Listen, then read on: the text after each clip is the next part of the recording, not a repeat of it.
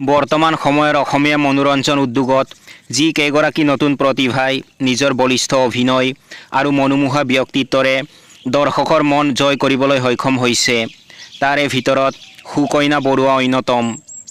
এগৰাকী সফল মডেল হিচাপে যাত্ৰা আৰম্ভ কৰি অতি কম সময়ৰ ভিতৰতে তেওঁ এগৰাকী জনপ্ৰিয় অভিনেত্ৰী হিচাপে নিজকে প্ৰতিষ্ঠা কৰিছে।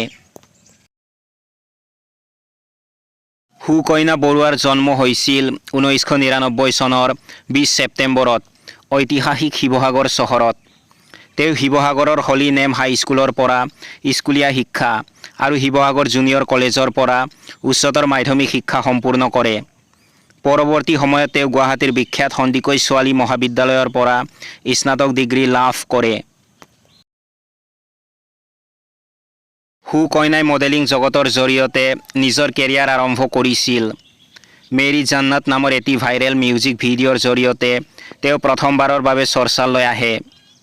তেওঁৰ সফলতাৰ যাত্ৰাত 2018 চনটো আছিল অতি গুৰুত্বপূৰ্ণ, যিহেতু সেই বছৰতে তেওঁ এছামিজ টপ মডেল এৱাৰ্ড আৰু মেগা মিছ এছাম খিতাপ অৰ্জন কৰিবলৈ সক্ষম হয়। মডেলিং জগতত সফলতা লাভ কৰাৰ পিছত সুকন্যাই অভিনয় জগতত ভৰি দিয়ে। তেওঁ বিশেষকৈ মলয়া বাইদেউ নামৰ অতি জনপ্ৰিয় মিউজিক ভিডিঅ'টোত কৰা অভিনয়ৰ বাবে দৰ্শকৰ মাজত ব্যাপক সমাদৰ লাভ কৰে। ইয়াৰ উপৰিও তেওঁ হিন্দী ধাৰাবাহিক নিমা ডেংজংপাত অভিনয় কৰি ৰাষ্ট্ৰীয় পৰ্যায়তো নিজৰ পৰিচয় দাঙি ধৰিছে।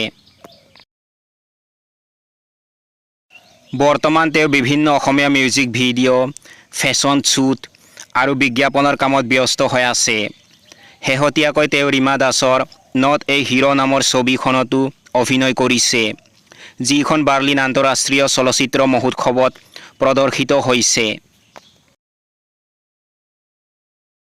সুকন্যা বৰুৱা কেৱল এগৰাকী সুন্দৰী অভিনেত্ৰীয়েই নহয়, বৰঞ্চ তেওঁৰ কষ্ট আৰু একাগ্ৰতা নতুন প্ৰজন্মৰ শিল্পীসকলৰ বাবে অনুপ্ৰেৰণাৰ উৎস। অতি কম সময়ৰ ভিতৰত তেওঁ যি সফলতা লাভ কৰিছে, তাৰ পৰা এয়া স্পষ্ট যে ভৱিষ্যতে তেওঁ অসমীয়া চলচ্চিত্ৰ জগতলৈ আৰু বহুতো উল্লেখযোগ্য অৱদান আগবঢ়াব।